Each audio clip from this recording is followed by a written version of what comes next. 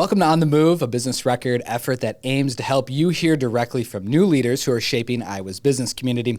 I'm your host, Chris Conetzkey, president and group publisher of the Business Record. We've got a fantastic leader with us here today. With us is Tom Troy. He's a highly accomplished insurance executive known for successfully guiding organizations through periods of transformation and growth, and he joined the Mutual Group as CEO in January, coming in from San Antonio, so we brought you in at the right time. Tom, welcome. Thank you very much, Chris. Great to be here. Well, I'll let you share just a little bit about the mission of the Mutual Group first, and then we'll get to know you a little better. Yeah, thanks, Chris. Maybe for context first, in the insurance industry, which is a $1 trillion industry here in the United States, and it's really the most mature and successful insurance market in the world. About a third of the industry is controlled by mutual insurance companies. So there's kind of two broad forms of insurance companies. There's stock companies and mutual companies. And the concept of a mutual insurer is that the mutual members themselves started insuring each other. And then as the business grew, there was enough capital there that the capital of the business could insure the members of the mutual. But it's sort of a non-traditional ownership structure. Mm-hmm. Many of the mutuals were started by farmers in the United States, in some cases over 150 years ago. There are mutuals, in fact, that are over 200 years old. And there are some mutuals who've grown to be quite large. State Farm is an example, mm-hmm. a name that many people recognize. Liberty Mutual is also a name that people recognize. But there are many, many small mutuals throughout the United States of America. There are some in virtually every single state. And the smaller mutuals now have a challenge in competing with the large companies and their ability to make investments mm-hmm. in technology, to make investments in people, to make investments in sophisticated pricing algorithms, so on and so forth. And so there's a time now for the small mutuals to think about how they might collaborate with each other to find ways to compete at a larger scale, even though they're doing what they have done all along and have done very well, and that's serve their local community. I would imagine AI and things of that nature, right, would be the type of thing that scale would be helpful for. Exactly. Right? And you're seeing the massive investments that the big technology firms are making in right. AI. Other businesses are also trying to figure out how to invest there. And for a smaller company, it can be quite expensive. So the Mutual Group was formed on the idea that we want the mutuals to continue to survive and thrive as independent organizations. They don't need to be consumed by another larger organization to be successful. But for certain mutuals, it might be a great idea to come together and invest in technology and human capital in such a way that they can help each other be more successful. And the Mutual Group is designed to do just that. We are affiliated with Bain Capital as our principal, but they're a very successful private equity firm, but we're not setting ourselves out to go out and try to acquire mm-hmm. companies. We're going out to try to help companies stay independent while at the same time accelerating the investments that they make in their business. So it's a really exciting time for this kind of an innovative structure. I've been in the insurance industry for 35 years now, and it's a phenomenal business. But this is the first time that this type of organization has come onto the scene to really try to work with these types of companies and find ways to collaborate together. Well, you mentioned your experience in the insurance industry. Why don't you give just a little, I won't make you give your whole resume, but a little bit of your background from an insurance standpoint, and maybe why that was attractive for the Mutual Group to bring you in as CEO. You bet. So I mentioned there's different structures out there. I've worked in all three of the structures. There are two that are somewhat similar, the mutual structure and the reciprocal structure. They share a concept where the members of the group actually own the company, if you will, but they're also different in a legal context. Mm-hmm. It's maybe not important for this discussion. And then I've worked for stock companies as well. So in my career, I started in Seattle as a commercial insurance underwriter, and I worked my way up through that organization into roles like product management, et cetera. I worked for Safeco Insurance Company, Liberty Mutual, and then later I moved to Chicago and worked for Allstate, which is another great stock company. And then I transitioned to the Bay Area in Northern California, and I was the CEO of a reciprocal called CSAA Insurance Group, one of the 3 AAA insurance companies. And then most recently, before I moved here, I worked for the largest reciprocal in the world, which is USAA, a very special organization that serves the military community. And I myself has been a USAA member for 36 years. So you said you traveled around a lot from a military standpoint, right? I did, yeah. When I was an Army brat, so I've lived on a number of military bases in my life. But my father, of course, as an officer, was a USAA member for many, many years. And as soon as his children were eligible, he made sure that we became members as well. Oh, great. What do you think was attractive for the Mutual Group from the standpoint of bringing you into the role? What do you think that you can provide? Yeah, I think I highlighted these different models, and the fact that I've worked in all of them is one reason. I have previous CEO experience, and I think they were looking for that. I also, just by virtue of the length of time I've been in the business, I know many of the CEOs of the mutual companies that we're hoping to partner with and to associate with. And so it's helpful to have those relationships already started. And maybe the last thing is I've always kept myself very current on the technologies that are required to successfully run an insurance company. And because those investments are so large, this is one area where we think that we can really help mutual companies not only control expenses, but modernize the technology so they can compete effectively in a market that's always changing. You're only a month or so into the role, but what are some of the things that maybe you're hoping to have an effect on from a mission standpoint from the organization? Well, I mean, again, the mission is to ensure the independence of the mutual companies that are out there, and to help them accelerate their growth, their prosperity, and to accelerate their timeline with respect to modernizing if they find themselves in a position where they haven't been able to invest in modernizing.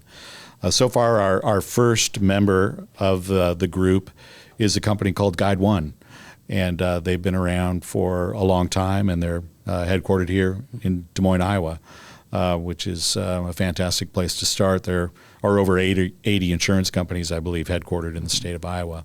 So this is fertile ground, if you will, to plant the flag, to attempt to work with mutuals. But I'm really excited about the work that we've already been able to accomplish alongside of our partners at Guide One.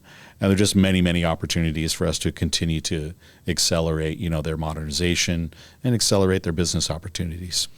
From a priority standpoint, are there a few things that you're hoping to try to accomplish here in the first year or so? Well, I think technology is one of the key ones. It's the focus area that everyone thinks about and talks about and worries about, and yet it's also extremely expensive and it's hard to do on your own, especially when you're a smaller organization. So Guide One had already done some very good things from a technology standpoint, including purchasing a piece of software that is one of the most successful in the insurance industry. It requires a lot of customization. But now, as we've entered into our relationship with Guide One, we're accelerating the next leg of that journey, which is to take that on-premises version of the software into the cloud. And that's not an easy process, as you might imagine. But once you get there, they have the same challenges, just at a much smaller scale than you all probably do. But once we're there, the benefits, we believe, are going to be very significant in terms of how we can continue to keep that software up to date. When you buy into a piece of software, even if you're subscribing to it, if you're only on the on-premises version and you don't remain current, which comes at a cost, all of a sudden you find yourself several versions behind, and it's very difficult to dig out of that hole. When you're in the cloud-based version, the updates happen a little more seamlessly and automatically, and so we think there are going to be significant benefits to doing that. From a little bit longer term perspective, what are some maybe longer range goals for the Mutual Group? Well, there are a number. One, we have one member now, which is Guide One, and we definitely see ourselves having, in the neighborhood of 10 plus members. Each of those members, of course, a measure of their success will be their ability to grow and remain profitable, invest in their people and technology, et cetera, make sure they're satisfying their customers. And so with each of these relationships, we'll build out agreements with the partner company to make sure that we are collectively achieving those goals. And they will include growth. They will include consistent, profitability. But most importantly, they'll include key objectives around satisfying customers. Because you're not going to grow and you're not going to be profitable if you haven't really focused first on satisfying the person that's actually buying your product at the end of the day. And this may be a silly question, but the type of companies that you'd be able to participate with, do they have to be in Iowa or they can be any place? It can be anywhere in the country. I mentioned earlier there are really mutual companies that have been established in every state, in the U.S. Some have more than others. Iowa happens to have more because the state of Iowa made some very smart decisions along the way about how they wanted to think about insurance companies existing here in the state of Iowa. And the result is that many insurance companies want to be here. And the result is there are also excellent insurance jobs here in the state of Iowa to support those companies. And the state has so many, unique and interesting, industries. I like to think that financial services and insurance specifically is one of the key industries in the state. You mentioned that you've been in a CEO position prior. When you think about how you typically try to interact with other CEOs, other business leaders, what's maybe something that you could share with them to help interact with you a little bit?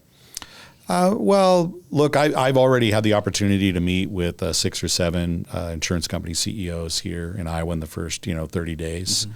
What I've noticed already is just how welcoming they have been. And how natural, those relations have started very organically. And I would say that that's the kind of environment that I like to foster as well.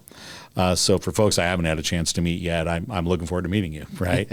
And there's so many, points of interest, that we might have in common. But since I'm new to the area, I've just been very grateful for the fact that the folks that have reached out have also been willing to introduce me to others in the community and help me get established here in Iowa. I've got a long ways to go. I've just been here for just over a month.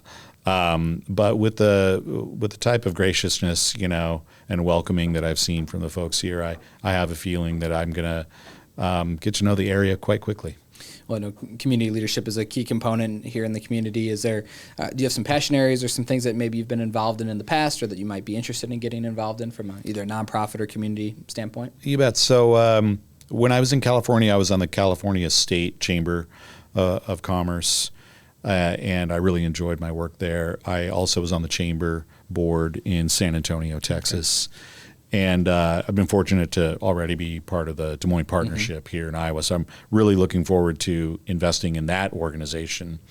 And then I know out of that will come other, unique opportunities for investment in the community. I'm interested in a broad array of things, not just business. I'm interested in water, and I know that's a topic of conversation right here in the state of Iowa. So, even through the Des Moines Partnership, I've already asked if I can be of assistance in any way. I've offered to be part of the dialogue. Great. As you're thinking about interacting with the community a little bit, what's important to you about leadership? Well, trust and transparency, I think, are some of the key foundational elements of leadership. The people that are in your organization need to trust, that you're the type of leader that's going to look out for them and that's going to create an environment where they can be successful. Your business partners need to feel that they can trust you and trust the organization to live up to the commitments that you've made. I feel that transparency is a key part of that because trust doesn't mean always saying yes. Trust can mean easy conversations. There can be difficult topics that need to be addressed under the umbrella of trust as well. But transparency is the way to get there, having an open and honest dialogue about a topic, and not just for a single event, but all along the way.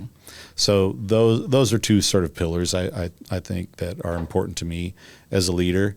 And I can already tell that in this community, those are some common areas of emphasis, because the people I've met, I've just found to already be very, very trustworthy and transparent.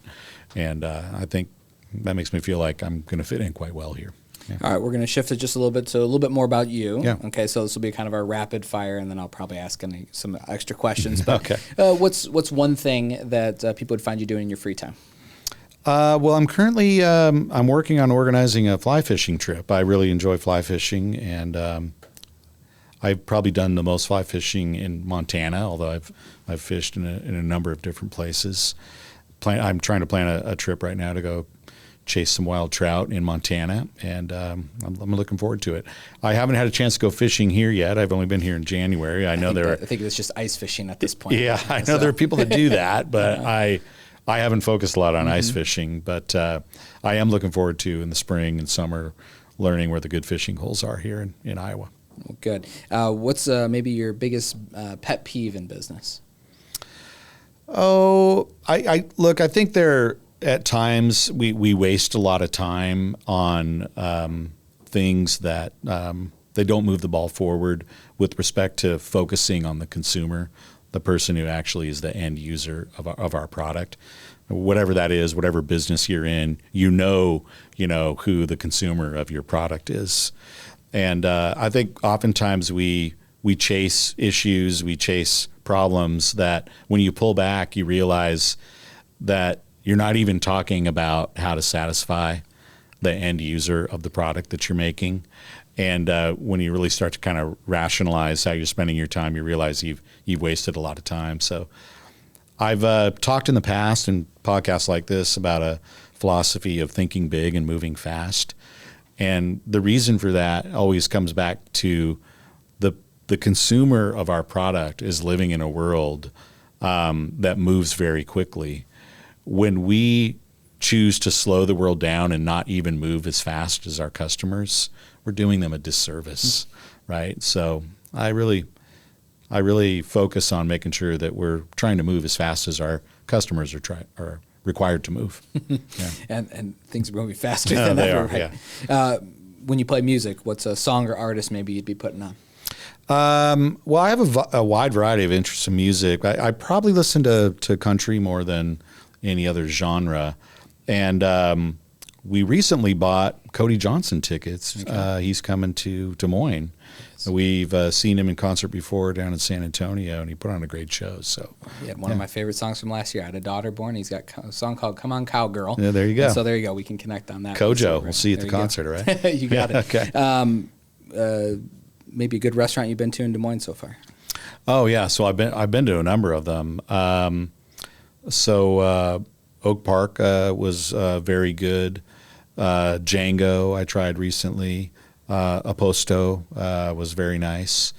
So yeah, I'm still new to the scene. I'm trying some good ones right away. So trying that's good. to you had some good advice early. Okay, good. Favorite meal? I really enjoy sushi, and when I do sushi, I generally do sashimi. And so I've been fortunate to live in some places like Seattle and San Francisco, where there's an abundance of very fresh seafood, and also people who really focus on that kind of food. But as I've kind of matured in my career, it used to be I wouldn't order fish in the middle of the country, 35 years ago. Now it's great because you can get great fresh seafood anywhere. My wife's from Florida, so she would always kind of give me the business about how it's always fresher in Florida. And I said, you know what, they're probably freezing it also in a lot of those ways and flying it in. And you're right, there's some great places here to get fish too. So a business book that maybe either you're reading or you think people should be reading.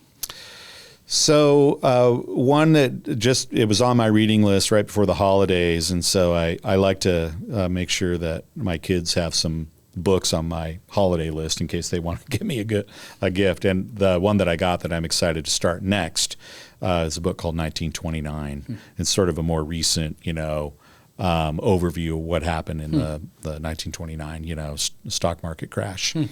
And someone else had recommended it, and I got it. It's a very comprehensive book, by the way, and it's historical overview, of what happened and all the dynamics. I'm finishing a book now called Project Hail Mary. Okay. And I know it's been around for a while. I same author as The Martian. I read that a while Movie, back. I think, but coming out. the movie coming out prompted me to say, I want to read the book before I go to the movie. And it's a fast read, by the way, but 1929 is on deck. All right. Well, that sounds like it's right up my alley. I'm a big history guy myself, and so always looking for good ones like that. Check it out. Yeah. Anything else that you'd like to share with the audience before we let you go?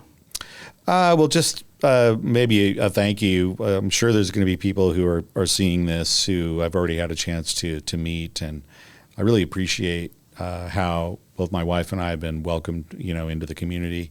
Small things, just saying hello and offering a restaurant recommendation or tips on a dentist, so on and so forth. Might seem trivial, but they're really helpful when you come to a new community. And I've moved around a few times, and so I know what it looks like to encounter a friendly group of people who care enough to ask how you're doing and want to know how they can help. And I would have to say that, here in Des Moines, we've really felt like this is the kind of welcoming community that we want to be a part of. Well, thanks for coming here. We're excited to have you, and your knowledge is always great when we have folks that are coming in from outside of with some different perspectives too. And I'm sure that's going to be really beneficial to the community and your work in the chamber and here in the community as well. Thanks for joining us for On the Move. I'm so grateful that we have so many fantastic new leaders in this community, and glad to gotten to know you again today as well. We know that one of the secrets to this community's success is the way we connect on a personal level with each other. And so do me a favor, as Tom is on the move, find a way to lend him an extra hand as he works to shape the mutual group and our community going forward as well. Thank you for watching again. I'm Chris Conetzkey, President of the Business Record, and we'll see you next time for On the Move.